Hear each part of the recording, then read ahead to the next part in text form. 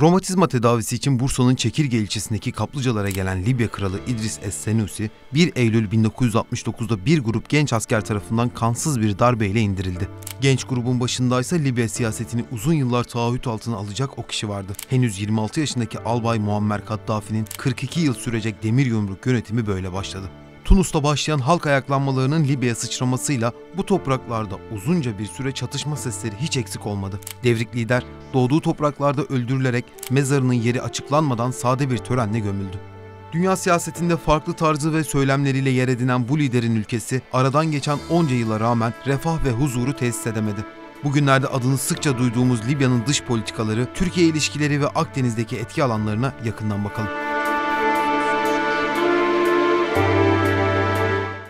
Günümüz politikalarını yorumlarken belki de dikkat edilmesi gereken en önemli konu tarihi perspektifi ıskalamamak. Hem kültürel hem de tarihsel olarak çok uzun yıllar öncesinde sıkı bağlar kurmayı başaran iki ülke, günümüzde de yaptığı anlaşmalarla bu bağları sağlamlaştırıcı adımlar atıyor. Türkiye'nin Libya'daki konumu, meşru hükümetin varlığını devam ettirebilmesi, Libya halkının bağımsızlık ve iç barış sürecinin sağlanabilmesi bu noktada büyük önem arz ediyor. Akdeniz'deki dengeler asırlar boyunca hep önemli bir noktadaydı. Bugün de görüyoruz ki Akdeniz'deki enerji kaynaklarının çıkarılması, deniz yetki alanları gibi sık duyduğumuz konular güç ve hakimiyet için olmazsa olmazların başında geliyor. Türkiye ve Libya'nın son yaptığı hidrokarbon anlaşması da bu açıdan bakıldığında büyük öneme sahip. Bu kısmı biraz genişletelim. Türkiye'nin bölgede sorun yaşadığı ülkelerin başında Yunanistan var. Son günlerde yaşanan krizler ipleri iyice gelmiş olsa da aslında bir strateji oyununa benziyor tüm yaşananlar. Yunanistan'ın Adalar Denizi'ndeki provokasyonlarını artırması, NATO tatbikatındaki Türk F-16 jetlerine radar kilidi atılması, ABD'nin örtülü desteğiyle en üst seviyeye ulaştı. Amerika Birleşik Devletleri'nin Dede Ağaç gibi kritik noktalarda askeri yığınaklarını artırması ve Atina yönetimine verdiği destekse bir sır değil. 2019'dan bu yana ABD'nin Yunanistan'daki askeri varlığını ve üs sayısını 2 katına çıkardığı biliniyor. Son olarak Amerika Birleşik Devletleri'nin Güney Kıbrıs Rum yönetimine yönelik silah ambargosunu kaldırması, bölgesel dengelerin değişeceği yönünde bir takım fikirlerin yüksek sesle dile getirilmesine neden oldu. Uzun yıllardır Türkiye-Yunanistan arasındaki dengeyi korumaya çalışan ABD, son atılan adımlarla bu dengeyi Yunanistan lehine bozmuş görünüyor. Amerika'nın terazisi bozuldu.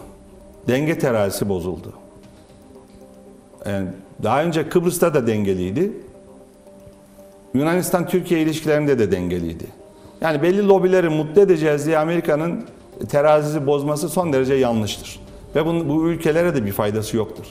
Güney Kıbrıs Rum yönetimi ve Rusya, Soğuk Savaş döneminde hem ekonomik hem de siyasi açıdan ikili ilişkilerini geliştirici adımlar atıyordu. ABD'nin son attığı adımla Rusya'nın bölgeden uzaklaştırılmak istendiği öne sürüldü. Rus oligarklara uzun süre ev sahipliği yapan Güney Kıbrıs'ın Rusya ile arasında resmi anlaşmalarda bulunuyordu. Güney Kıbrıs ve ABD yakınlaşması Rusya'nın strateji değiştirmesine neden oldu. Bu adımlar Rusya'nın Kuzey Kıbrıs Türk Cumhuriyeti'ni tanıyacağına ilişkin bir takım iddiaları da beraberinde getirdi. Şu an için bir söylenti olarak dursa da yakın tarihte adımların hızlanması bekleniyor.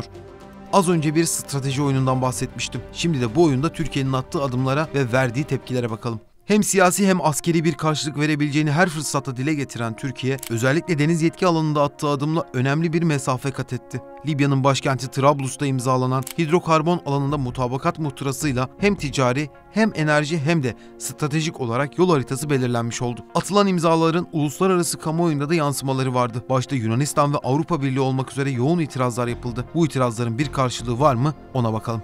İki egemen devlet arasında yapılan işbirliğine yönelik anlaşmaların hem uluslararası hukuka hem de Birleşmiş Milletler'in temel ilkelerine uygun olduğu görülüyor.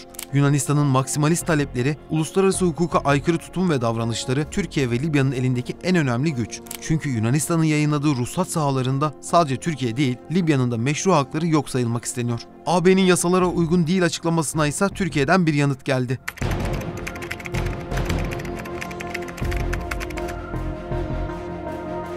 Libya'daki siyasi konjonktüre de bakmamız lazım. Kaddafi'nin 2011'de kanlı bir darbeyle devrilmesinin ardından siyasi ve askeri istikrar sağlanamadı. 1969'daki darbede Kaddafi'nin yanında yer alan Halife Hafter, ardından yaşanan süreçte Kaddafi ile ters düşmüş ve ülkeyi terk etmişti. Muammer Kaddafi'nin devrilmesiyle ülkeye dönen Hafter'in Trablus'u ele geçirmek için başlattığı saldırıların başarısız olması, müzakere sürecinin resmen başlaması için fitili ateşledi ve Milli Birlik hükümeti kuruldu. 24 Aralık 2021'de planlanan erken seçim başarısızlıkla sonuçlanınca mevcut sorunlar çözümsüz kaldı. Petrol ve doğalgaz zengini ülkedeki iç karışıklık, Hafter'in ülkeyi ikiye bölme planının bir sonucu olarak hakimiyetin kurulmasının önündeki en büyük neden olarak görülüyor. Ortaya çıkan aktörlerin kutuplaştırıcı söylemleri mevcut politikaların işlemesini de güçleştiriyor. Buna rağmen 8 siyasi parti ortak hareket etme kararı aldıklarını duyurdukları bir bildiri yayınladı. Uluslararası ilişkilerini geliştirici ve haklarını korumak adına attıkları adımları da düşünürsek, Libya'da sürecin ileriye dönük güzel sinyaller barındırdığı yönünde işaretler de var. Zaman zaman çatışma ve protestoların da görüldüğü ülkede istikrarın büyük oranda sağlandığını düşünen fikirler de mevcut. Türkiye'nin destekleriyle müzakere masasının kurulduğu, askeri destekle de sahadaki durumun değiştiği biliniyor. Uluslararası ilişkilerde en öncelikli konu şüphesiz tarafların çıkarlarıdır. İtibar ve ekonomik kazanımlar çerçevesinde hidrokarbon alanındaki imza da bu yönüyle ele alınmalı.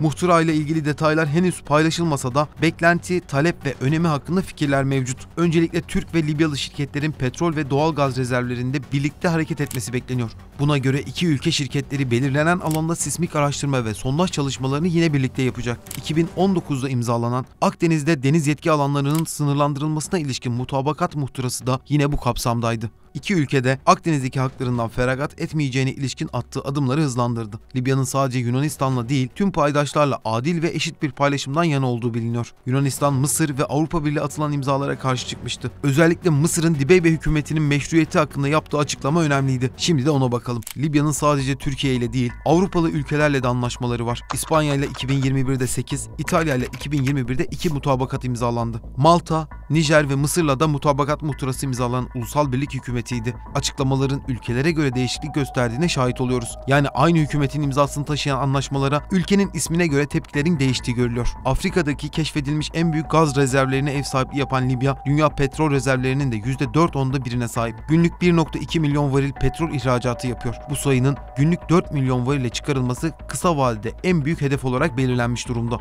Doğu Akdeniz, deniz yetki alanlarında uzlaşmaya varılamaması, ortak çıkarların konuşulacağı bir masanın kurulmasının önündeki en büyük engel olarak görülüyor. İsrail'den Mısır'a, Yunanistan'dan Kıbrıs'a kadar bir dizi ihtimaller söz konusu olsa da kısa vadede yapıcı bir adımın atılması beklenmiyor. Akdeniz'deki enerji sarmalında her atılan adım, her söylenen söz büyük önem taşıyor. Bu bağlamda Türkiye ve Libya'nın asırlara dayanan tarihsel arka planını bağımsız düşünemiyoruz. İki ülkenin birlikte hareket etmesi, bölgesel dengeler ve strateji açısından yeni adımların atılmasını da sağlayabilir. Bu sebeple Doğu Akdeniz'deki dengelerin geleceği açısından bugünü iyi okuyup iyi yorumlamamız gerekiyor. Gelen Libya kralı İdris Es-Senusi 1 Eylül 1969'da bir grup genç asker tarafından kansız bir darbeyle indirildi.